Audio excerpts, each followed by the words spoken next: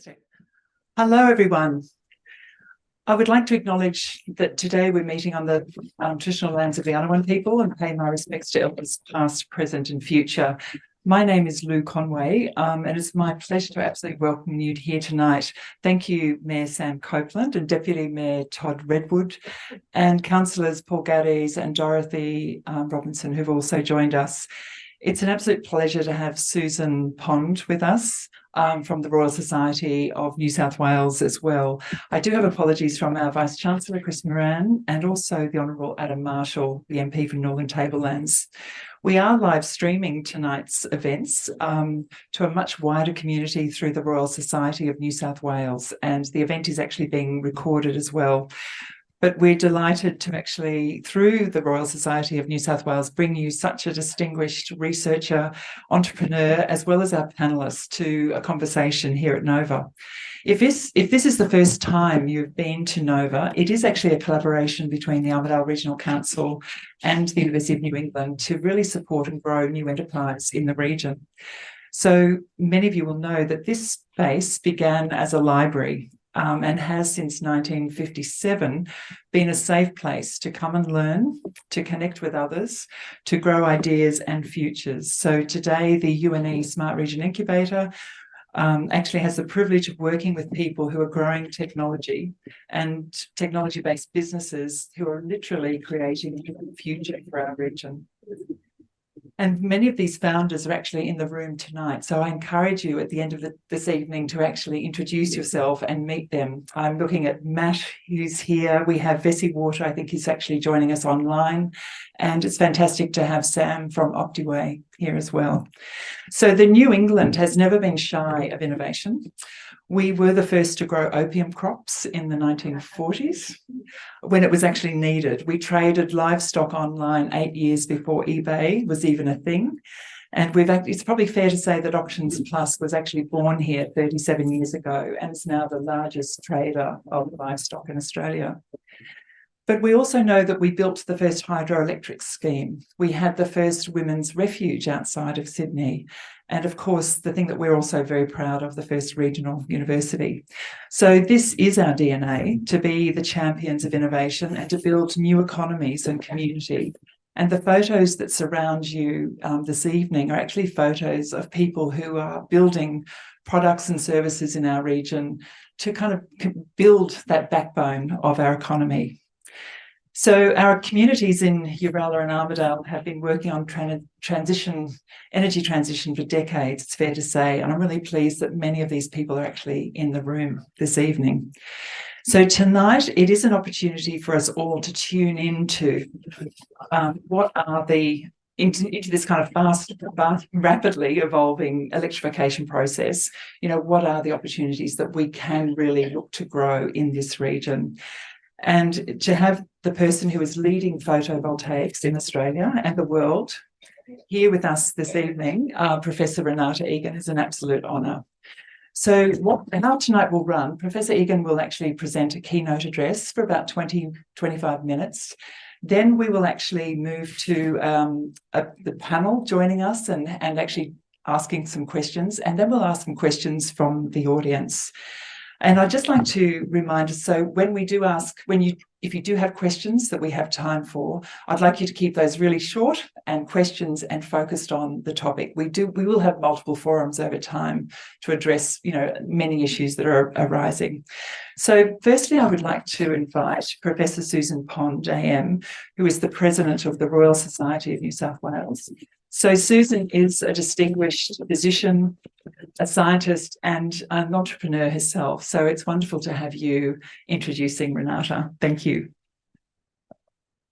Thank you, Lou, for your warm welcome. I've lost my voice after talking too much all day. For asking me to say a few words first about the Royal Society of New South Wales and then to introduce Professor Egan. I've had the honour of being the president of a society, or I have the honour of being a president of a society that's 202 years old. And its history is to explore all corners of knowledge to try and unlock the secrets of the world around us and unlock the potential of our communities and our economy. And we summarize these attributes in a very short phrase, which is enriching lives through knowledge and inquiry. The names of the Society's founders from from 2 centuries ago will be familiar to you. Brisbane, Barrenfield, Goulburn, Wollstonecraft, Oxley, Berry, to name but a few. Their original intent was to establish a society with a view to inquiring into all branches of the physical sciences of Australia in particular, and in that formed the oldest learned society in the Southern Hemisphere. They also were very keen to educate and inform the broader public about the achievements of science. Today's society spans all disciplines, ranging right across the sciences and the humanities. We have over 700 members drawn from the professions, business, academia, industry and government, encompassing all corners of knowledge. And this breadth and diversity does make the society unique in Australia, but more importantly, it enables it to provide a platform for multidisciplinary discourse and discussion to take on the most challenging issues of the day. Tonight's lecture is but one example of those challenging issues. Another is you would have seen the slide for the Royal Society of New South Wales and Learned Academies Forum, which is being held in Government House this week on Thursday, Government House in Sydney. But it's also being live streamed across the country. And as I said, it's held in partnership with Australia's 5 national learned academies that cover science, technology and engineering, humanities, social sciences, and health and medical research. Its theme, the 21st century brain, is addressing the question, have we reached the edge of our human brain capacity to respond effectively either as individuals or as a collection of individuals? So you can imagine it will be a very interesting discussion all day on Thursday. But we're not confined to the Sydney Basin. We've got active branches in the Hunter region, the Southern Highlands and Western New South Wales. And you may be surprised to know that there was a very active branch here in New England. And in fact, in 1986, it celebrated its 25th anniversary. It faded off. I'm not quite sure exactly when, but it faded off after that. There was a special event held in the Department of Physics at the University of New England to mark the anniversary. And the day also marked the opening of the Royal Society's collection in the Dixon Library at the University of New England. I visited this afternoon and I've got a catalogue of the collection. So if any of you are interested, there's a fabulous collection of Royal Society library in right here in Armstrong. The person who hosted the proceedings that day was Professor Richard Stanton, who was a professor of geology at the University of New England from 1975 to 1986, and was a fellow of the Society for many years, a member and later a fellow, a member first in 1949 and until he died in 2020, so 61 years of membership. I'm working with Trevor Brown, who's here tonight, to re-establish the New England branch. So if any of you are interested in talking to me after this a formal part of this evening, let me know, because we're very keen to get a critical mass of people from the community right across New England and the Northwest to reinvigorate the branch of the Society. Tonight's event, as I said, under the banner of CleanTech Futures 2023, provides another wonderful example of how the Society cross-fertilizes with other organisations to provide a platform for discussion and debate about challenging problems. It brings together the Smart Region Incubator, the University of New England and the Royal Society of New South Wales for a conversation about electrification opportunities for community and business. And who better to introduce this topic to us than our keynote speaker, Professor Renate Egan. Professor Egan is the Executive Director of the Australian Centre for Advanced Photovoltaics at the University of New South Wales. She's led manufacturing and industrial technology development of energy technologies in Australia, Germany, China, and elsewhere. She is co-founder of Solar Analytics, Australia's largest independent energy monitoring provider, and was named one of 8 great women in the business of science and solar by Renewable Energy World. Renate was recently inducted into the Australian Smart Energy Council Hall of Fame. An innovator, entrepreneur, academic, she has a mission in which she is unwavering: to harness the sun's potential and expedite the global energy transition. So please join me in welcoming Renate to the stage. Thank you all for turning up, and for Lou and Susan for hosting me here. I've had a fabulous day working with seeing some of the fabulous renewable energy investments in the area, meeting some of the amazing people, including some of the innovators. And over the weekend, I was fortunate enough to come up on Saturday and spend the weekend here. And the solar nerd in me got really excited driving around Armidale to look at all the solar on the rooftops here. So I've got some data on that later, but Armidale is obviously embracing the energy transition. You heard my background. It's from Susan's generous description. I have been in solar for most of my working life, 25 years in the industry, and the last 10 years in academia. It doesn't feel like that long, but there you have it. Don't do the sums. Tonight's conversation is about electrification and the opportunities that come from that. I am involved in electrification, my deep expertise in solar, so I'm leaning on the work of Saul Griffiths and Rewiring Australia. You'll see in some of my content that the content comes from a lot of the work they're doing. I believe there was initially a plan for Saul to be here, and he's an apology, so it's kind of a nice blend that I bring his content in. The other person who would be an apology, or is an apology, is Scientia Professor Martin Green, who is a fellow of the Royal Society of New South Wales. He's an apology because he's somewhere in the world collecting a prize somewhere. 2 weeks ago, he was meeting the King to receive the Queen Elizabeth Prize for Engineering. He's currently in Asia. There's a conference coming up and there's another prize to be won. So we'll hear about that in due course.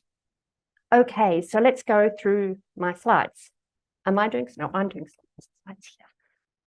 Good, okay. So I wasn't sure what the audience was like tonight, so I've got a little bit of introduction as in why we're electrifying, but I gather that the audience is reasonably well informed, so I'll whip through these fairly quickly. But clearly, we've made commitments to reduce our emissions.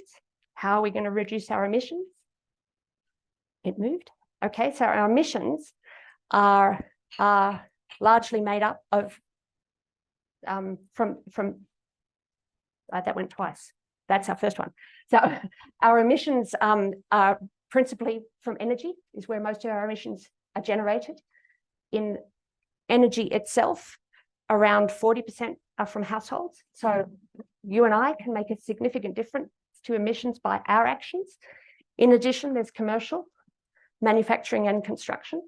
And in the commercial and industrial sector, where we have activities, we can also have an influence on reducing our emissions. So I do think we need government-led, but it can also be ground up. And historically, that's how we've operated in Australia. Government has set targets with the renewable energy targets, and consumers and industry have acted on that information and embraced the change. So I think that's how we're going to continue to see change and how we're going to drive our emissions down. This is the from, as you can see, from Rewiring Australia, okay, now I've got it. I'm using wrong keyboard. Okay, so this is the typical household in Australia taking power from the grid, electricity, power from the grid, gas heating, cooking, hot water, petrol into or diesel into our cars. This is where we get to make a change in our own personal lives, and that translates into industry as well. Historically, the cost of energy has rising. This is the average cost of energy for a residential household of the order of $5,000 a year, $6,000 a year now is what we're looking at. And historically it's rising. We would expect it to continue to rise. The Rewiring Australia mission and the introduction of the concept into US economics and politics has also driven what's known as the Inflation Reduction Act in the US. And that is, if you invest in renewable energies now, you lock in the price of energy. And that's the green line at the bottom that says you can lock in the price of energy, which will reduce inflationary pressure in the future. So that's the whole concept around the Inflation Reduction Act, because a lot of what drives the price of energy up historically has been the price of the input resources, the coal and the oil, petrols.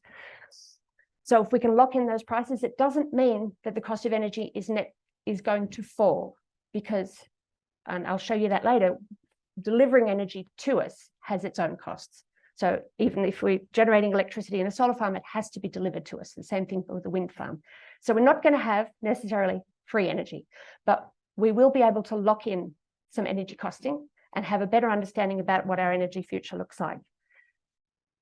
Part of that reason that it's timely is that while the cost of energy has been increasing, like the cost of computers and information technologies, the cost of solar has been dropping over time.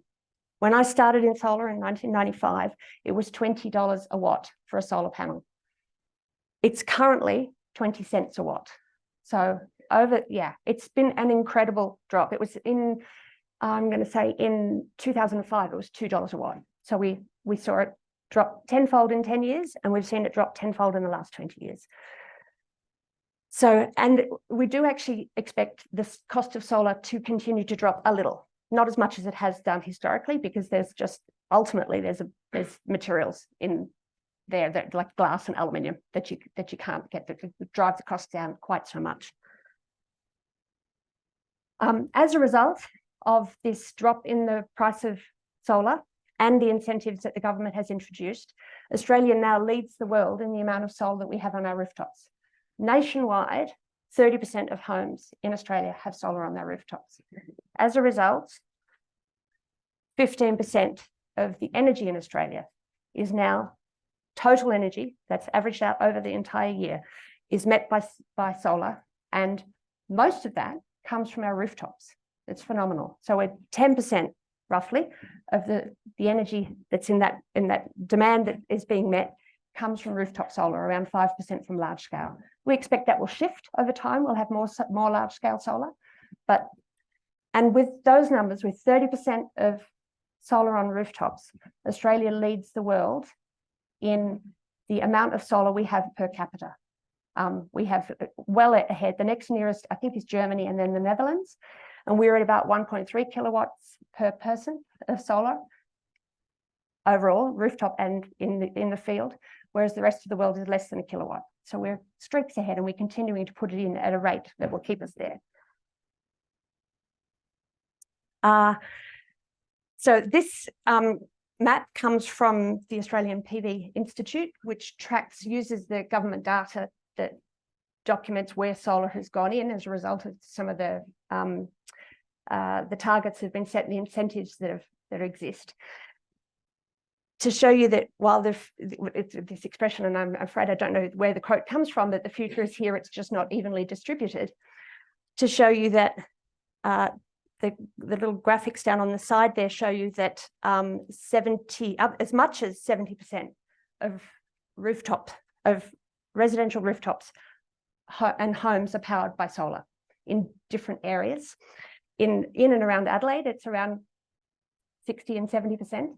And interestingly, in this region, around Armidale, Armidale itself is 30%. So what you see and you drive the streets around Armidale represents the national average. It's just concentrated here in Armidale. On the coast, from Grafton down to Port Macquarie, it's 40%. And out in Moree, Narrabri and Dunedoo, it's at 50% of the rooftops have solar. And there was a time when people said if we had 10 or 15% of our energy from distributed energy resources, the grid would fall over. And it may be that the grid is being tested in some of these places, but it's still going strong. We've got people here in the room with some experience with it and with plans for the future. What's happening is that we're adapting. We're changing the way we do things. The grid operators are changing the way they engage. We're getting better at managing the amount of solar because it's producing energy in the middle of the day, and it's not something that is centrally controlled. So because it does create challenges, but we're learning to work with it, and we're adapting new technologies and new engineering solutions to live with a low-cost distributed energy resource, which is intermittent, but reasonably predictable in when it's going to be active. Let me keep going. Okay, so with the cost of solar down to 20 cents a watt, and Australia having some of the lowest cost installation protocols and methods in the world, in Australia we can put solar on our rooftops for roughly $1 per watt. And in the US, it's somewhere between $2.50 and $3 a watt. Australia's got really good at it and we have a very light regulatory environment around rooftop solar, which has made it very easy to deploy. So as a result, we have significant amounts of solar on rooftops. So if you have solar on your rooftop now, over its 20-year lifetime, the value of that solar is at 3 cents a watt. And when you're buying electricity from the grid, when you're generating at the same time that you might be generating solar, you would be paying 28 cents, 30 cents a watt for your electricity. So it's really, if you can, it makes a whole lot of sense to put solar on your roof. The difference between the 3 cents and the 28 cents is in the transmission and distribution costs, because if you've got solar on your roof, you're just using it where you're generating it, plus regulatory costs, retail costs. Even with the price of rooftop solar, if you wanted to add battery storage now, this is again data from Rewiring Australia, the analysis says that you would be paying 16 cents a kilowatt hour over the lifetime of the battery, and that in the future that is forecast to drop further. So you're generating your own power at home is already a very cost-effective way to decarbonize and to lower emissions, and to do so in industry will be increasingly so. So yes, the cost of energy from solar is going to continue to drop. The other thing about electrification is that electrical energy is more efficient than the burning of fossil fuels. So whether it's from water heaters, where electric heat pumps are about 3 times more efficient than electric resistance hot water heating, whether it's stovetops or space heaters, it's about 3 times more efficient than using coal or fossil fuels. And it's true with electric vehicles as well, about 3 times more efficient to use an electric vehicle than a fossil fuel powered vehicle. So even if you're plugging your electric vehicle in and charging it from the grid, you are using it is a lower emissions form of transport than to use a fossil fuel powered car. So what does the electric household of the future look like? We saw the picture earlier of what the current typical household looks like. The household of the future doesn't look very different. So it's certainly in Armidale, 30% of rooftops already have solar on the roof. There'll be a battery outside. You'll have heat pumps for heating and cooling and for hot water heating. An electric car, you'll have a backup battery. You'll still probably be connected to the grid, because it is actually more cost efficient to stay connected to the grid. We also still all need the grid for our traffic lights to work, our hospitals to work, our trams or trains, depending on where in the world you are or where in Australia you are. So we still need, we're reliant on the grid, and it's nationally, it's in our interest to maintain it. But our lives are not going to be very different. So this is me and my electric vehicle, which I bought 2.5 years ago. And when I bought it, it was in April, and I picked it up on a Friday. And on the Saturday, we got in the car and we did a road trip up to Armidale. The car was one of the lower end electric vehicles with a 250 kilometre range. So we had to recharge twice on the way up.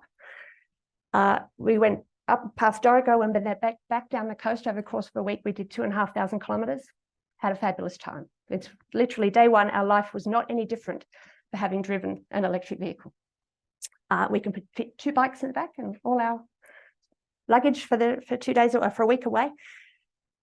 And the uptake of electric vehicles is like the uptake of solar. It's incredible how much it's changing. So in Q3 2021, 1 in 40 new cars were electric. This quarter, we're at 1 in 15 Australia-wide, and the ACT is leading with 1 in 5 new cars being electric. So that change is going to happen really quickly too. This is back to that cost of energy slide, just to remind you how we might expect the cost of energy at least to plateau if we're not reliant on fossil fuel imports. And the important thing to point out, and I'll get to that in a moment, is that once you've paid for solar and the energy source is free, solar or wind, the energy source is free.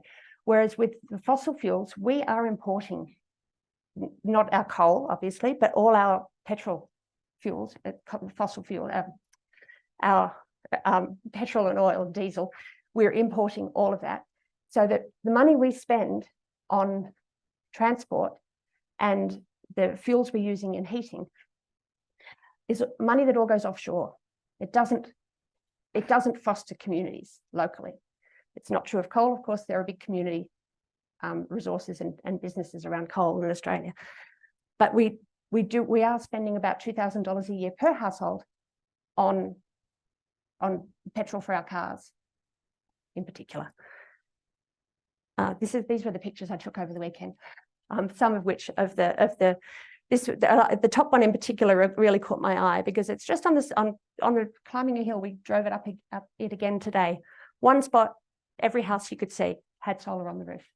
So it really does reflect and whether it's a huge facility or a little cottage, everybody. The other thing about solar is it's nice because it's democratic. Literally everybody can participate, whether it's a small cottage or an industry, a school. We went to TAS today to look at their solar and their flywheels. So these are the projections from Rewiring Australia. The costs of operating a gas and petrol home for energy uses around $5,500, $5,300 a year, with their emissions of close to 10,000 kilograms of CO2 per year, versus an electrified home, where, as I showed you earlier, with rooftop solar, heat pumps for air conditioning and hot water, induction cooking in an electric vehicle. And at least the transport side of things, the $2,000 a year or so stays in the community when you electrify everything. And that $2,000 a year in Armidale, for instance, if 10% of the homes had electrify, $2,000 a year in 10% of the homes in Armidale is about $2.5 million, staying in the community, spent in cafes and restaurants at sports grounds, or investing in new business. So there's one way, it's very clear metric around if you electrify, instead of supporting the BPs and the Caltex and the Ampols of the world, is that you're keeping that within your own community spend. The opportunity beyond residential is in commercial and industrial. I actually did this as a Google Maps, and in my driving around, Armidale actually does really well. There's a big challenge with rooftop solar on commercial rooftops, typically, in that the person who owns the building doesn't use the electricity in the building. It's usually rented out. So it's what's called a split incentive.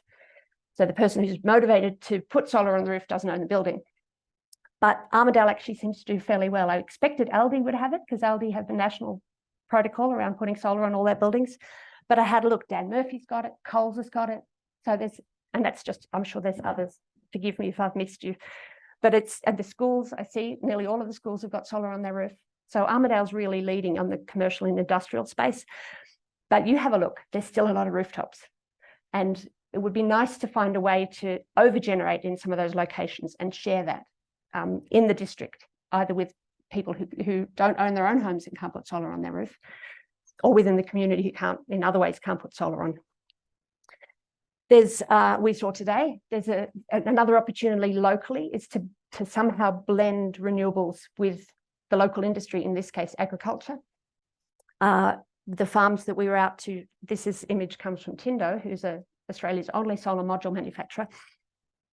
That the farm we saw today had sheep and kangaroos underneath the panels. There's an opportunity in innovation. This is on the right, you see the flywheels that we saw out at the Armidale School, TAS. And on the left is catch power. Who's familiar with catch power? Not too many people, so thank you. Yeah, so catch power is some smarts, a little device that goes in your meter box that takes the excess energy from solar if you're generating it at home and puts it into your hot water system. Catch power was developed, is an innovator, is developed in Glen Innes and run from Glen Innes. So he's a local guy doing very well, like nationally with the technology. Got a little bit of smarts, an app. So you've got smarts around your energy generation. Lovely guy. This was the International Energy Agency delivers a World Energy Outlook every year, and the Executive Director Fatih Birol just last week. And if I don't know how familiar you are, but the International Energy Agency for years was underestimated the transition to renewable energy year after year after year. Like projections were, we're going to plateau, and then year after year we outdid their projections. About 3 or 4 years ago, they changed their story completely and said, in fact, they said solar is king. There has never been a cheaper form of energy generation. And last week, it's the transition to clean energy is happening worldwide, and it's unstoppable. It's not a question of if, it's a matter of how soon, and the sooner the better for all of us. And that's globally, but also down to the regions and the communities. So I think that might be my last slide. Let me have a quick look. No, okay, this is for questions in case they come. This is a recycling question in case one comes up. But that's it from me. And I will be joining a panel shortly. Thank you. So how about I get you to come and grab a seat? I would like to just introduce our panelists. Chris Armstrong is actually going to be our moderator. Chris Armstrong is the Deputy Vice-Chancellor Research at UNE. Chris actually was also the Deputy Chief Scientist at New South Wales Government. And so you have served on the review of the Liddell Power Station. You've looked at water strategies across New South Wales, especially in the face of climate change. So you're the perfect person to be asking the questions. I'd like to invite John Cleland to come and join us. John is actually the CEO of Essential Energy. So Essential Energy, for those of you who are not familiar, is actually the energy distribution network that actually services nearly 1 million people, covering 95% of New South Wales, and also into southern Queensland. So John has been in the role of CEO for the last 7 years and has actually overseen significant internal transformation and volatility. So John is also an alumni of UNE, which is exciting. And you lived on campus in Robb College. So thank you, John, for joining us. And James Hay. James is the CEO of Energy Co, which is the statutory authority responsible for leading the planning and development and overseeing the delivery of the renewable energy zones and priority transmission projects. So James leads the investment processes required for the generation, transmission and storage. James actually brings to this role significant international experience and has worked on major kind of community reconstruction projects also in New Zealand. Hearing you speak about that, is actually quite a moving. You've actually created major infrastructure, but also you've been part of rebuilding communities. So great to have you, James. And Sam Copeland. So Sam is the Mayor of Armidale Regional Council. Sam was raised on a farming enterprise east of Tamworth and came to Armidale for school and university. Did you live on campus? You did. Oh, Rob College. Hey, that's a snap moment. After 20 years working in Sydney and abroad, Sam and Caroline chose to move back to Armidale, which is wonderful for all of us, and has been contributing enormously to the new governance of our region. So early in his career, Sam worked in international consulting for Ernst & Young before actually being part of a specialist advisory company, which was born out of Armidale called FMRC. So that's another tick in the kind of innovation of Armidale. So I'm going to you've got 2 microphones, and I'll hand over to you. Chris, do you need another microphone? Yeah.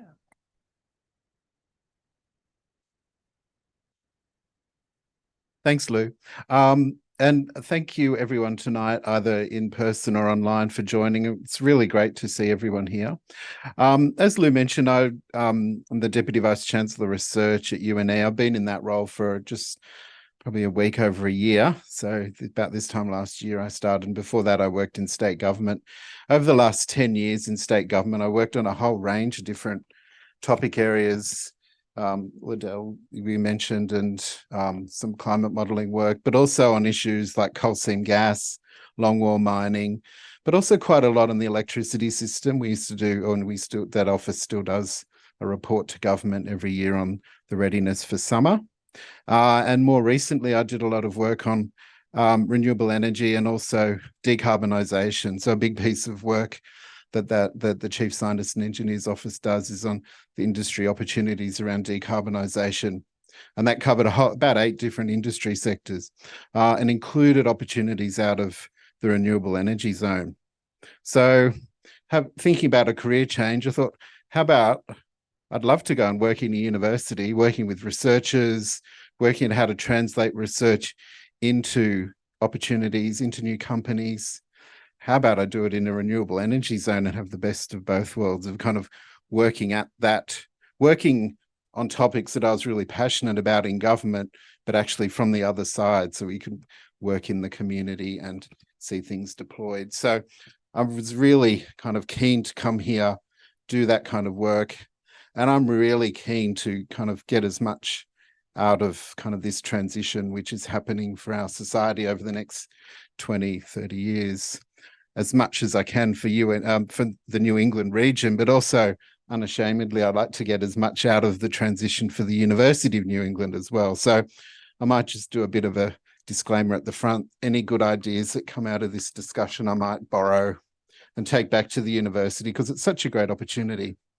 I've got a set of questions here, really wanting to kind of hear those positive stories, hear positive ideas, good kind of concepts that we could put in place here at the university and put in place here in the New England region and Armidale to help drive opportunity, help drive company investment, help drive population, and help, attract young people to move here, get jobs and stay here. So I've got a set of questions and I'm going to ask the panel about a range of different topics. And at the end, we'll also have opportunity for audience members to ask some questions too. I might start with the Mayor, Sam. How ready is Armidale for electrification? Very. I guess there's a few aspects to that, Chris. So the detailed electrification that Renate was talking about, I think that falls at a household level. So I'd say that we are as ready as anyone. Our big challenge is going to be really at James Hayes' level, which is how ready are we to host the renewable energy zone? And that occupies a lot of people's thinking when I'm out and about. The great thing about the Renewable Energy Zone, certainly the New England one, is that we're second. They're doing the Central West first. So there's very little or almost no first mover advantage. We can see all the mistakes that happen in the Central West and say, we would never have done that. And we will do it this way. So I think Armidale is as ready as anything. One of the things that I think probably does make Armidale more ready for the electrification, like what we were hearing Renate talk about, was the attitude of the people here. 80 of you turn up, we're missing out on a repeat of friends, valet Matt Perry. So I think the mindset here is one of embracing it. Sam, do you think there's a good understanding in the community of why it matters, why it's important for the region to transform? I think we've got a very broad community. So I would say the people here in the room are very aware of it, very aware of the possibilities. We would have some people who would, we could walk outside and see people brandishing pitchforks against it, because it's a crime against humanity to electrify. So, and we have everything in between.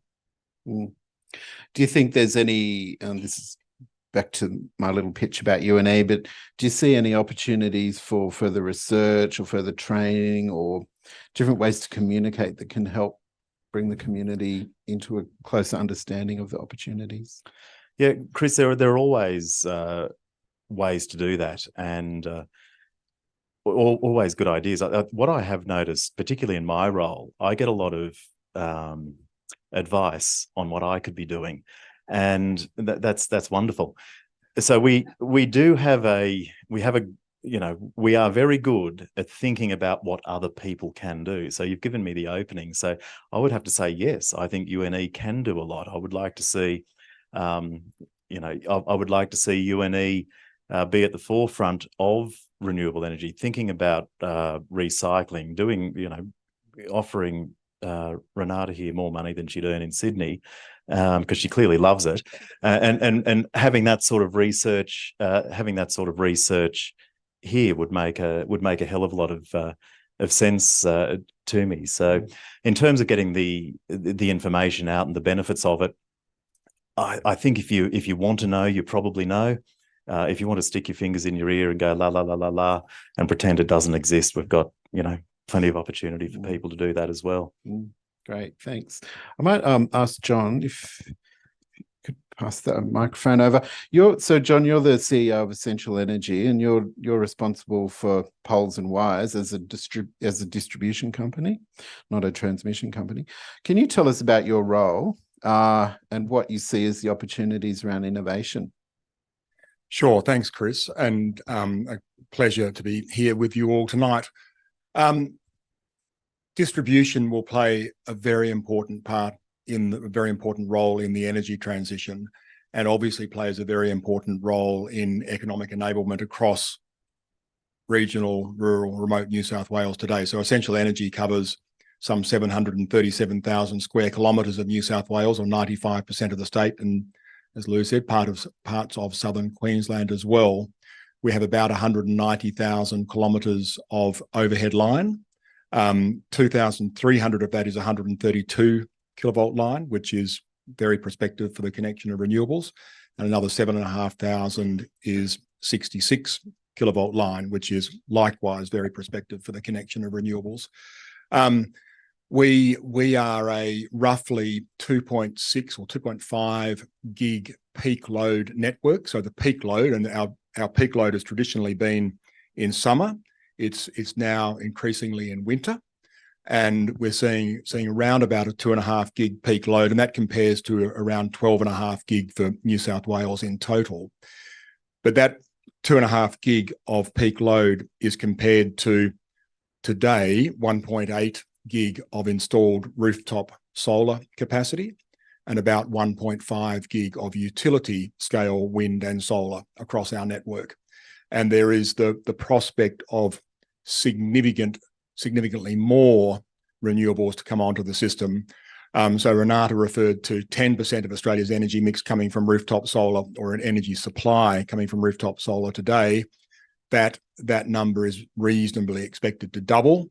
I would expect to see the nameplate and the generation capacity of rooftop solar within the essential energy network more than double in years to come.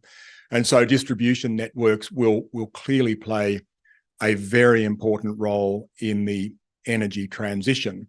And that's not in any way to diminish the importance of renewable energy zones and transmission and the significant transmission investment that's required. There's circa 10,000 kilometres of new transmission required in Australia to facilitate this transition. We will need everything we can get from the distribution networks, and we'll need everything we can get and more from renewable energy zones and enhanced transmission investment. The benefit of the distribution networks is those connected renewable projects and rooftop solar can be delivered sooner and at a lower cost than will be the case through the renewable energy zones and transmission investment. And that has particular benefits for regional communities. And there is a significant opportunity. I mean, in essence, renewables are out there, and I'm repeating what Renate has already said, renewables out there are their cheapest and most efficient when load and generation, or consumption and generation, are co-located or very nearly co-located. And so rooftop solar feeding an electric vehicle, a heat pump, etc., so on and so forth, as Renate's in the Rewiring Australia's slides indicated, that is breathtakingly efficient from an energy and an economic perspective. It becomes more complicated as you move into a whole of system transition. And so we need to maximise the extent to which we use distribution networks to capture those generation opportunities, and particularly where there are opportunities to co-locate generation and load, and that will have particular benefits and ramifications for regional communities, especially Armidale and the New England. And that gives rise to an amazing opportunity for this part of the world to both host a renewable energy zone and see the utility scale generation, wind and solar, proliferate, but also to maximise the benefit of the distribution network and that co-location of generation and load. Great, thanks, John. James, so as the CEO of Energy Co, you're responsible for the working out the way forward around infrastructure. So to manage investment and the transition for Energy Co, can you give us a sense of the scale of the investment that's required and the opportunities that you think are the most critical that we should kind of have a mind to here in the Armidale and UNE, New England region? Yeah, thanks. And thanks again for coming to listen to us. To John's point, New South Wales is energy challenged. Electricity is just the truest form of network. Demand has to equal supply every second of the day, every day of the week, and you can't store it easily. Storage is becoming more of a feature, but it's the magic part of it. But that point that you can't have too much, you can't have too little, you've got to have the right amount at every second of the day. And that's where the distribution networks are going to be so important. And I like to think of them these days as more balancing networks. They're about the energy is not just flowing into them, the energy is coming from them as well. So with the distribution playing this core role for New England, integrated with the renewable energy zones, which are really large transmission to replace the old coal-fired generators that are all coming to end of life. And we've seen recently in Queensland, one of their units catastrophically destroyed itself. And it was a relatively young unit in context of New South Wales plant. It's been offline now for 3 years, John. Isn't still back on. These things fail and they fail badly, especially as they get older. So we don't have much time. Most of New South Wales's plant, Liddell's just retired. It was well past its use-by date. You and I spent a lot of time on it, Chris. The remaining power stations, the Eraring, which is Australia's largest coal-fired power station, they've brought forward the retirement date by 8 years from 2032 to 2025. That's the speed at which these things are changing. These things you can't replace them. It took 40 years to build the current system. We've got a much shorter time to do it. So the scale of it is both replacing what we've had, but also, to Renate's point, electrification is coming. And so the penetration of electricity into everything we do and the need for it as a safe, secure and affordable and sustainable product is just permeating all parts of industry, all parts of education and business, and most parts of people's lives as well. So it's a really important thing. The scale is so, to give you that feeling, it's replacing what we've had, but also allowing for demand to increase quite substantially. New England Res is seen as one of the most important. When we looked at New South Wales, we did some look to say, how do we match allowing an and kind of thing, so that we wouldn't be saying to communities, you've got to give up this in order to get that. How can it work together with what already happens in the region and build on that and enable that to be more competitive in the future and more sustainable in the future? So we looked at where would these things be able to fit and coexist. And one of the things the electricity market didn't do very well was really factoring in, how do you look and earn and maintain community support? So we've put in a whole lot of measures to try and sort of help with that. And we just announced in Central West Orana, as Sam said, New England's a fast follower, and it's benefiting from all the hard work that's been done in Central West Orana. We just announced a community employment benefits scheme, which is provided for under our legislation, whereby generators and the network operator will contribute quite significant sums over 30 years to continue to participate in the community benefits. And the New South Wales government, to back that in, has created the Transmission Acceleration Fund, which is about making sure the networks get built, but much more also about enabling funds to be used to create those community benefits. And then they're paid off by these payments that are made by generators over 30 years into community and employment benefits for the local communities. And these are substantial sums. So the initial part we've announced in Central West Orana is 128 million of early funding. But there'll be hundreds of millions that follow from that in terms of these community employment benefits that are paid over the life of the generation for 30 plus years. So we're working on the similar scheme for New England, which the intention is to announce that early next year. It does rely on the generators coming to fund it, but we're equally, in what we're doing here, we've been engaging on the route. We'll be announcing in the new year some modifications to that based on the community consultations we've done, and we'll be then sort of moving forward with the planning process. So we want to move firmly, carefully, considerately, but the imperative is driven by these things like eraring and some of these other needs. So that's the kind of context that we're working in. Great, thank you. Renate, as we heard before, you're leading the world's top photovoltaics research institute, which has had a lot of impact over the years. What's next on the horizon for you and your team? Yeah, thanks, because I didn't talk much about that.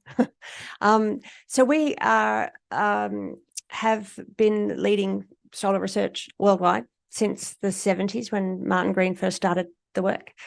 And we've, in the last 10 years, been funded by ARENA, the Australian Renewable Energy Agency, to run a national centre. So all of the Australian universities that have a solar materials and devices research program are working with us.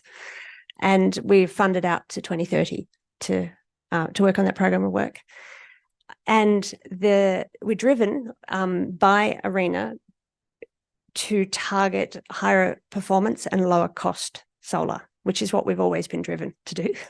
But we have a specific target around 30% efficiencies for the modules or cells and modules, and 30 cents a watt installed solar. The 30% efficiency requires a disruptive change. We're not going to get there with the current technology. So we are working on the materials and the device structures that will give us that boost in performance. In Australia, with the vast land mass that we've got, we can deploy the current technology for quite a long time and get a lot of benefit from it. But if we really want to drive Australia to a hydrogen economy, or an economy that looks at minerals processing relying on energy from renewables, from solar and wind and storage, then we really need to drive the cost of solar down further to be competitive in that space. So while, you know, on the rooftops at home, it's competitive now, if we want to compete as an economy and displace our current exports that we rely on gas and coal with ammonia, hydrogen, or processed minerals, then we need to drive the cost down further. So that's what we're pushing to get 30% efficiencies. The group at the university also has a lot of research around the grid integration challenges that we're anticipating, whether it's at transmission or distribution levels, the market and regulatory changes that need to happen, and also right down to the end consumer level, how people's lives are affected by either electrification or the transition away from fossil fuel economy. So there's a full range of research. There's still a lot of work to do. We're really at the beginning of a long journey through to 2050, where we have net zero and most of our electricity coming from solar and wind. Great. This might be a question to you, Renate, as a follow-on, or anyone might have a view on this. But you mentioned, when you were just speaking then, you mentioned opportunities around hydrogen production. You mentioned ammonia, so renewables creating ammonia. And they're often called using a process called power to X, so using renewable energy with other feedstock to make small molecules, often that can be also fuel, renewable fuels. That is quite a high energy opportunity. What other high energy opportunities, or what other industries do you think we could open up here in association with the renewable energy zone? So in this region, I think given the long history around agriculture, you have to look at the opportunities around agriculture that are in the area, already established industries, and how you can improve the processes there, whether they be thermal processes or even refrigeration cooling processes, where if we can drive the cost of energy down, knowing that it's cheapest instead of being off-peak at night, we're going to be off-peak in the middle of the day, works well with agriculture, I would think. And just how to optimize that so you're heating at the right times, cooling at the right times. So I can see a big opportunity for this region in that area. I do think minerals processing is an opportunity. Perhaps I'm not so sure that that's so relevant here. I'll hand it over for others if they've got... anyone else. And by agriculture, you kind of mean also horticulture potentially as well. Yeah, absolutely. Yes. Chris, I won't speak to New England specifically on this, but I'll just sort of provide a broader context, and that is that Australia generates domestically around about 1.5% of global emissions. We export something like 5 or 6% of global emissions by way of coal, gas, and iron ore that goes into the production of steel. There is the opportunity for Australia, and the former chair of the Australian Competition and Consumer Commission, Rod Sims, is now heading up the Superpower Institute and speaking very eloquently on this matter. But there is the opportunity for Australia to effectively offset 6 to 9% of global emissions by onshoring manufacturing from other locations globally. And the primary example there is steel. So to bring steel production to Australia and make it green steel with the use of hydrogen. And so, as I say, I'm not going to speak specifically to New England, but the opportunities for Australia generally in terms of avoiding or offsetting emissions and onshoring manufacturing that currently happens globally is tremendous. And that's, New England will be an important part of that. Great. Look, maybe I'll be throwing back to John here. There seems to be a view that because we are in the middle of a renewable energy zone, we as a region will end up with cheaper power. But being a renewable energy zone just means we are the generator that's pumped into the national grid. So, yes, James has talked about some benefits flowing, but I think it wouldn't be a bad idea to have a bit of a reality check as to, is it possible for us to have reduced power or not? Now I'm in trouble. So let me answer that in the macro. Firstly, let me say this: the narrative around the transition to renewables inevitably giving rise to cheaper power is probably challenged. The transition from the system that James referred to earlier, that's been so efficient and so stable in Australia for several decades, is and always was going to be difficult, and it will take time, and it will give rise to higher energy costs through the transition, just simply on account of the increased investment in new generation sources, transmission infrastructure, and the volatility we'll see on the way through. Ultimately, however, we'll end up with a system that is highly efficient and cost effective, and the renewable energy zones will form a very important part of that and will contribute to an overall lowering of system cost as we move through the transition.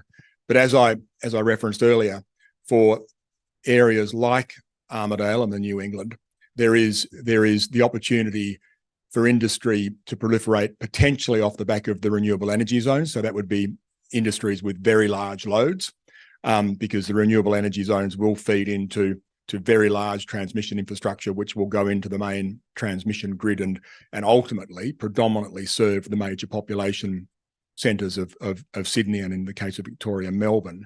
However, there will be the opportunity for large-scale industry to connect into that, and there will be particularly the opportunity for industry to connect to renewable energy or renewable energy generation that is distribution network connected and co-located, as I said earlier. So bad news is cheaper power prices are probably a difficult thing to promise in the near term.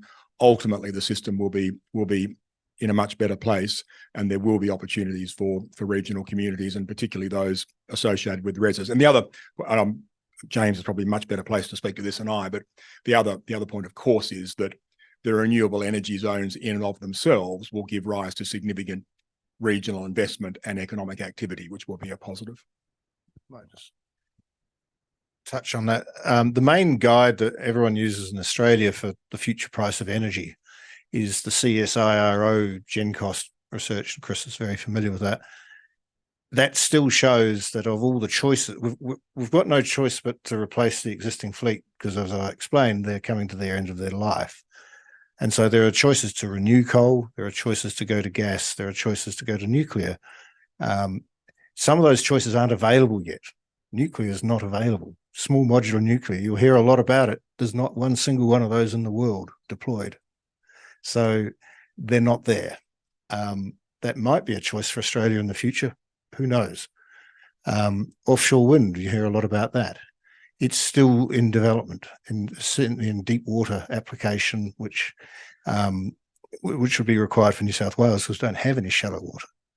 So it's very much part of the future, but not yet. And so these choices are needed now. And the lowest cost choice that is faced, that is available, according to the CSIRO, is firmed renewables.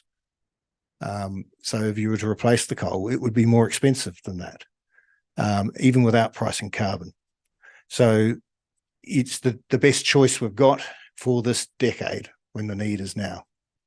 Don't know if you want to add something, Chris.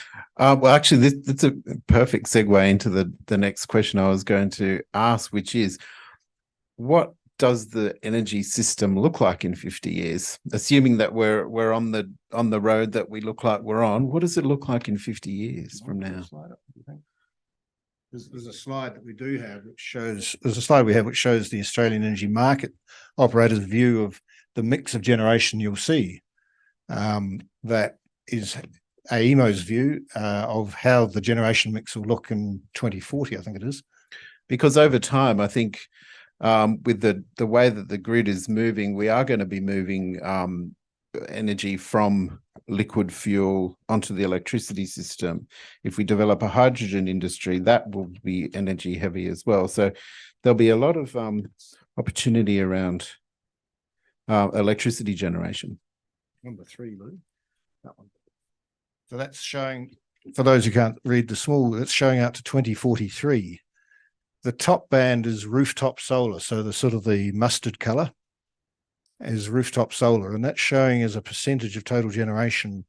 It's very hard to tell on that, but I think it's well over 20 gigawatts if you look at the top there.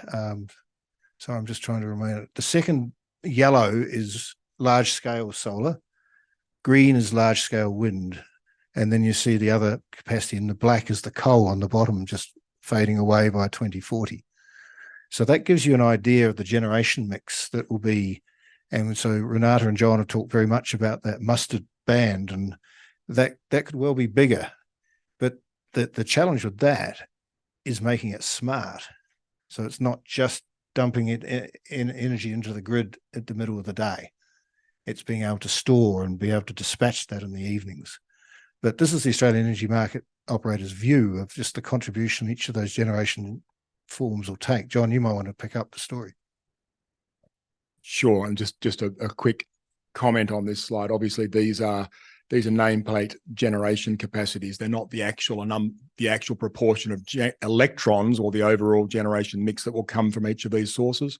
So clearly today, coal is roughly 30% of nameplate generation capacity, but it generates 60% of our overall the overall electrons consumed, because it has a much higher capacity factor than solar. You know, the sun doesn't shine at night, and so solar only generates in the day on sunny days. Coal-fired power stations operate 24/7, subject to them not going offline. But in answer more broadly to the question, I think in 50 years' time, or let's talk about 2050, because that's the sort of the point that we're all striving for in terms of net zero in Australia by 2050, there will clearly be a much higher proportion of wind and solar. There will clearly be a much lower proportion of coal, and coal will have most likely exited the system entirely by 2050. There will need to be very significant storage in the system, and that will take the form of pumped hydro to some extent. And so Snowy 2 in construction now will be very important. It will clearly take the form of batteries at household level, batteries at distribution level, and batteries at transmission level. And it will almost certainly involve storage technologies that are still evolving or yet to be fully established. Lithium ion is very efficient as a short-term or short duration form of storage. It doesn't work very well as a long duration form of storage. And much of what we need to strive for is to have sufficient backup for the 2 or 3 weeks of the year generally where wind and solar are at much, much lower capacity factors than the rest of the year. And sorry, excuse me, the other point I'd make in addition to all of that is that even in AEMO every second year, I think it is, issue the Integrated System Plan, which has the planning for the system out to 2050. And AEMO's current, they're in the process of updating it, but AEMO's current ISP still has a significant amount of gas in the system in 2050. And that is almost inevitable, because gas will be and is a highly efficient form of peaking fuel, and you can reduce the overall quantum of investment required in transmission and large-scale utility generation from renewables if there is gas in the system to cover, as I say, that sort of 2 weeks of the year where things get really hard from a renewable perspective.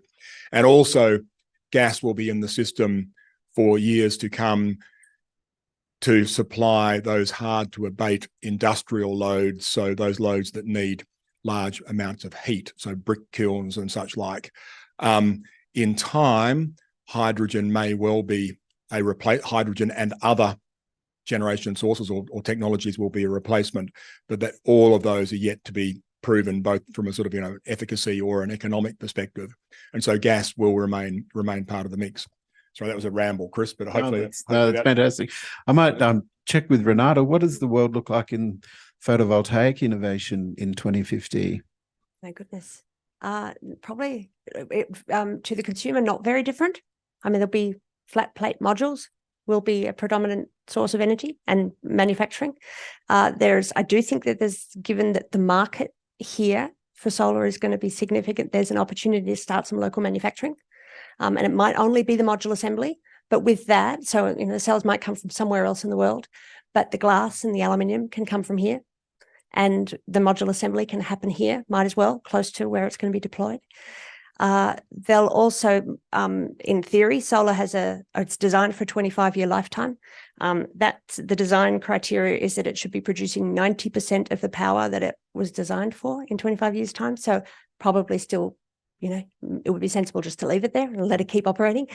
But you can imagine at some point that there'll be some replacement of the solar. So provided the market, the amount of solar installed here is enough, you'll end up with an industry which is involved continuing to manufacture and install. The farm out that we visited today had 400 people employed in the installation and 40 people employed in operation. So, and that's a 400 megawatt farm. So you're talking about putting 4 gigawatts out here. Look at all those jobs. Plus there's the jobs that can come around if investing in that future means you invest in the manufacturing that delivers it. So that's quite sustainable into the future as you go replacing and continuing to grow. A hydrogen economy needs 4 to 10 times as much as is drawn on this graph to have a hydrogen. This is just for this. So this line here is a peak demand. This is the demand. What we're doing is overbuilding generation to meet the current demand. And our demand has fallen over the last decade, not grown.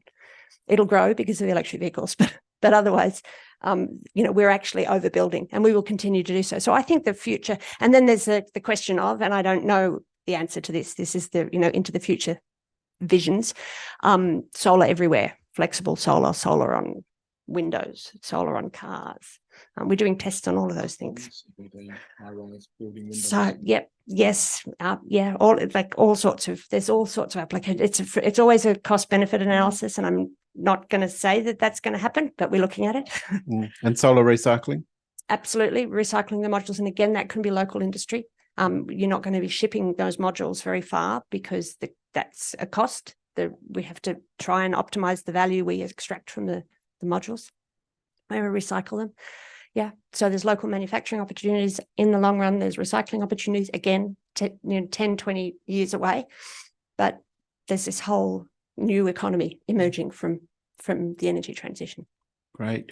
I might just add, if I can, Chris, just in relation to solar and the inevitable proliferation of further proliferation of rooftop solar. And one of was referenced earlier, but one of the significant challenges there is the proliferation the excess generation in the middle of the day and excess electrons in the system, which has obviously ramifications for voltage on networks and frequency across the whole system. And that is currently being managed to some extent by restricting system sizes, restricting exports from rooftop solar. And most networks in Australia and globally are looking at some form of export charging or export tariff to disincentivize customers exporting in the middle of the day. Clearly, all of those things are not ideal and count or go against the proliferation and the maximization of the solar opportunity. And so what is required is a lot more storage in the system, as I've already referenced. What is also required is, and will inevitably happen, is the proliferation of home energy management systems. And so at the moment, most of us are relatively unsophisticated in terms of how we consume our electricity and how we manage our load across the day. Home energy management systems, which are effectively digital tools that will allow us to optimize the consumption, storage, export, generation of electrons within the home, that they will become a major player in the overall mix. Electric vehicles will play a major role because we saw before 1 in 15 Australian vehicles being sold today is electric. That will inevitably increase. In my view, inevitably electric vehicles will become bidirectional in as much that electrons can be placed in the batteries and withdrawn from them and for various uses. And that will help balance the load across the network very effectively as well. And then home energy management systems will allow us to be far more efficient in terms of sort of demand response. And so we'll be able to better manage our own consumption and generation to match the system requirements. And so when we look back on this energy transition, most of us started out thinking of it as a transition from centralized fossil generation to distributed renewables.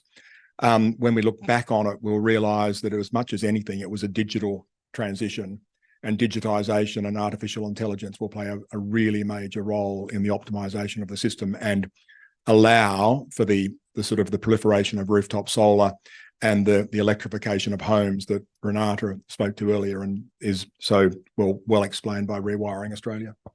So system services like frequency control and inertia and things like that would happen out of the sort of the residential location? Well, digitally? Most likely, but the residential piece would contribute very significantly to it, and certainly contribute to managing some of the risks around voltage. Right, great.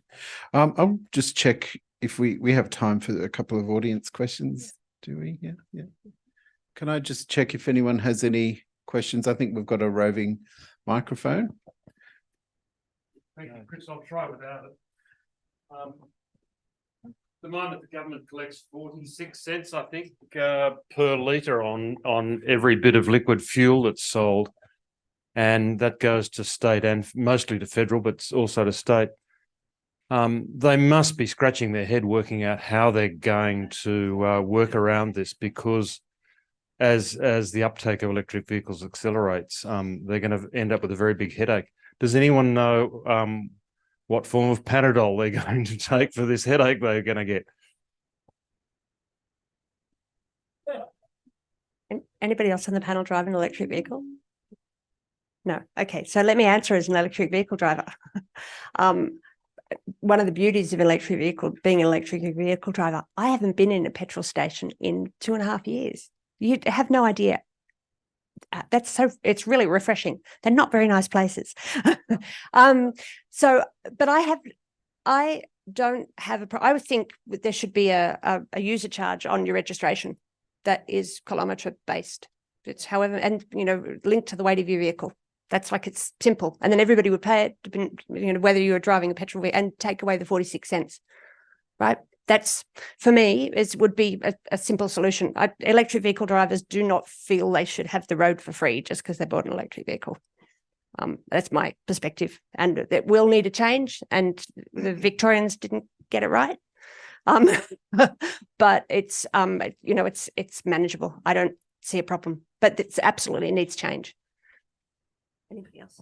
Yeah, there's huge potential for road user charging to become kilometre based, and for, once again, digitization and artificial intelligence to facilitate that. And so we'll all get used, I think, in time to paying on a sort of a as you go basis. And the other model, which Renate has already spoken to, is instead of having a volumetric tax on fuel, it'd be a subscription model, which be sort of an annual fee, which would be part of the registration. But I know governments the world over are grappling with this issue. And in actual fact, this issue has been alive for some decades now because of the extraordinary increases in efficiency of internal combustion engines. And so fuel excise has fallen materially over several decades. And it's not a new issue, but you're exactly right. It's becoming far more acute. And not long before the last election, the Perrottet government announced it had a tolling task force review, and this government is continuing that review because, as John said, kilogram for size electric vehicles tend to be heavier than an internal combustion engine, so their impact on the roads is not insignificant. So governments do have to address that. Okay, thank you.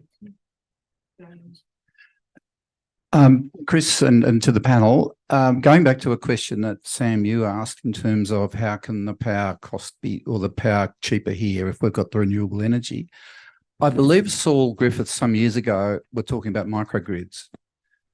What is the opportunity? What is the research? What is the new technology that's coming through that can actually, we could create a microgrid? We're generating the energy here in the New England. We've got 30, as Renate said, 30% of houses, but we've got all this commercial roof space.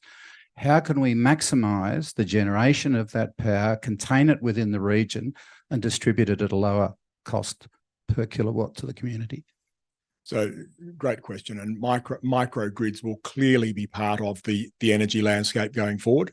It's worth noting that, you know, the evolution of energy in New South Wales started with local generation and distribution across 26, I think it was, county councils, and prior to that, individual towns, which were in and of themselves microgrids back in the day. They weren't referred to that way, but they were in essence microgrids.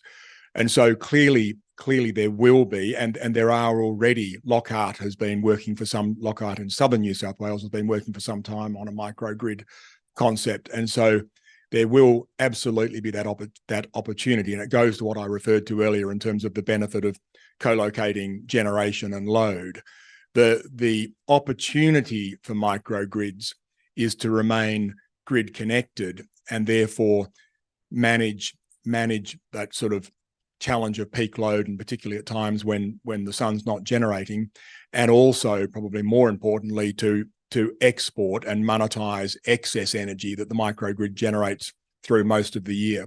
And so, you know, in answer to the question, microgrids will clearly form part of the mix going forward, and there will be that opportunity to think about energy in a far more localized or regionalized manner. Thank you. Thanks, everybody. The question here is, how do we make the transition equitable to the 35% of the LGA population who are renters? We've already seen rents pushed up by the 400 workers who come in and out for the res zones. So they're seeing the rent increases, rents are sticky. So how do we get benefit?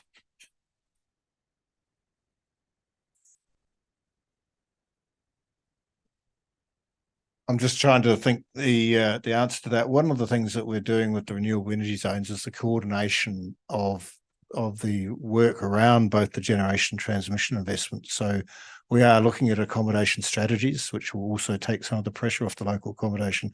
We've heard that message really loud and clear. And so there's a lot of work going on about that. We're looking at the long-term legacy effects that we can have in a positive legacy sense on accommodation. So one of the other messages we've heard very loud and clear, and interestingly, when the bill went through the House and the Parliament, there were amendments added to sort of talk about local employment on the basis that we would be sort of seeking to employ local people working on the projects. And much of the feedback we've had from the communities around New South Wales has been, bring your own workers and keep them housed, and don't use our workers, don't use our houses. So we've heard that feedback, and we're working on strategies around that. So we have quite a coordination work with all the local councils in each of the renewable energy zones, specifically around that. So do understand the point. I'll just add to that as well. Council has started to has almost completed the work on our housing strategy. So, you know, part of the pressures that we're talking about clearly are a supply and demand issue. And we are looking to alleviate that supply. So Council has spent a fair bit of time in this room, actually, has identified about 8,500 building lots throughout the LGA. That's sufficient to take our population from the current 30 up to 50,000. One of the things that we're really keen for the renewable energy zone to provide is that legacy that James talked about. And so whether that legacy is in bringing some of those lots online via water, sewerage, road, et cetera, what sits on top of it during the construction may not be what we want to live in long term. But if those more temporary temporary accommodation then goes, we are left with developed sites. So, you know, we need a net benefit from this. I think your question covered off a lot of points there. But I just want to reiterate, it's really important that we are left with a legacy, particularly around housing. The developers that come in are required as part of their EIS to provide, have detailed housing solutions. They cannot just put down, we're going to take over a hotel. That kills tourism. So it's, and this is the sort of thing that we will be really hawkish about with that. Might just add a little bit more, much of our experience is about how can we make, we're looking at releasing an expression of interest shortly about, for the worker accommodation, how do we make it repurposable and if necessary relocatable so that it can address particularly, people entering into the housing market or people who are challenged with the housing market so that they can be repurposable. We did a lot of work about this in New Zealand with Christchurch in particular, had a lot of social housing that was destroyed overnight. And Wellington's also had a big replacement program. So we've done a lot of work about how you use the fact that there's going to be a lot of funding for this accommodation and also look at the benefit schemes that I've talked about, applying the increment to make sure that accommodation has a long-term benefit for the community. And the electricity sector throughout the last 150 years has a history of building towns. And there's quite a number of those. You only need to look at the Snowy that can be done in a way that really has a positive legacy. So that's very much a focus of our work.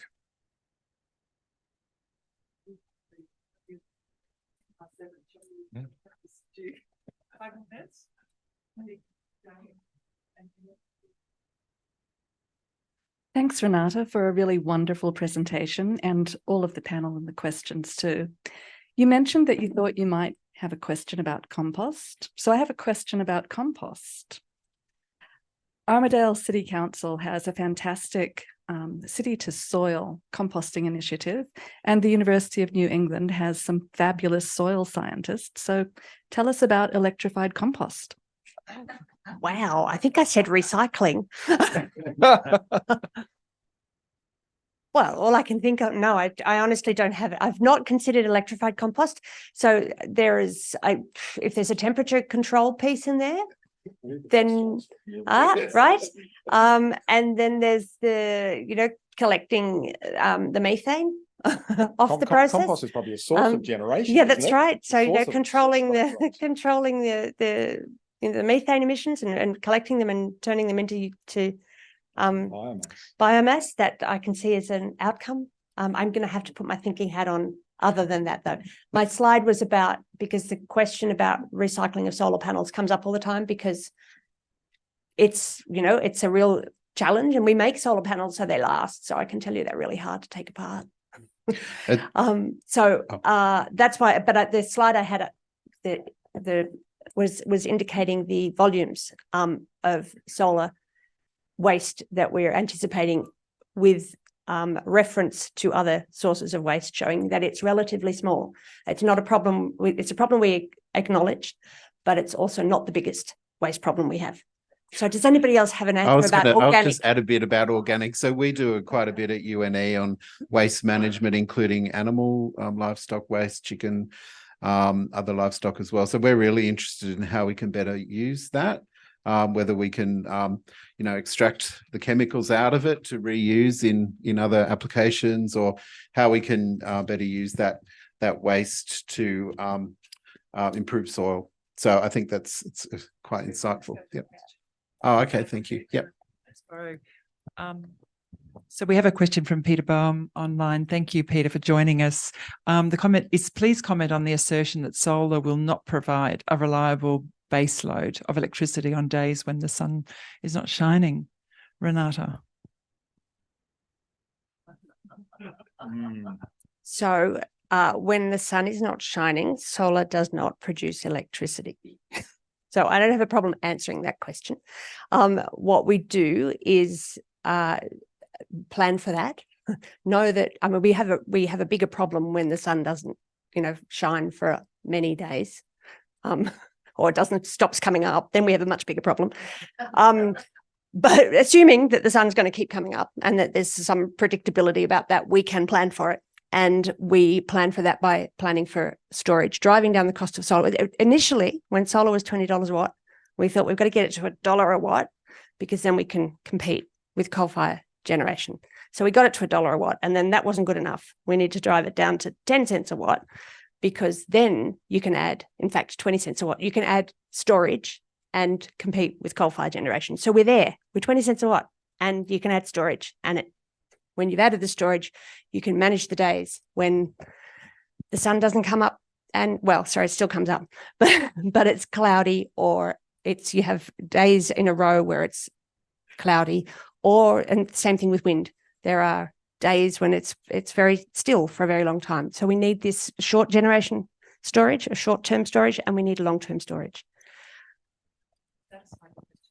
The only point I'd make in addition to that is Australia, the national electricity market in Australia is the largest interconnected system on the planet. And so it extends from North Queensland through central and southern Queensland, New South Wales, Victoria, and into South Australia, and then across to Tasmania. And so what that gives rise to is as we effectively overbuild solar and wind to some extent, we'll get a diversity of generation sources. And the hope is that if Victoria is shrouded in cloud, then New South Wales or Queensland have sun, and we can use the interconnectors that James is so proficiently developing to ensure that we do get that sort of geographic benefit across that massive interconnected system. Thank you very much, Chris. Thank you, James, Sam, John, and Renate. Fantastic panel. We do have time to just sort of nibble outside and just have another 20 minutes, but I would like to thank you very much for your time in coming here. And just in terms of thinking about what's in the future, today the Vice-Chancellor was meeting with 700 school students at UNE on talking about far out science. And we began the day talking about renewable energy, and he was so pumped to go and share that opportunity. And I'm sure I'm not the only one here who has children, in the US and Europe who would really love to come back and work on those electrification hydrogen fuel planes here in our community. And if we can build some of those clean tech companies that can come and land here, can be front of the whole market, then our region will actually start to grow. And I guess they're the jobs we want for our First Nations children, for our migrant children, and for our own children. And this is the generational change, really, that you're offering our region. So thank you very much for coming. And we'll have these forums again. It's great to keep, kind of increasing our own energy literacy. I realize that this is new information, just even understanding how the distribution network works, the life of solar, and how as a community we can kind of grab this opportunity. Thank you, James, for your time. I know you've got a huge week ahead. And thank you. Please stay, and there's time for questions while we grab another kombucha. Thank you.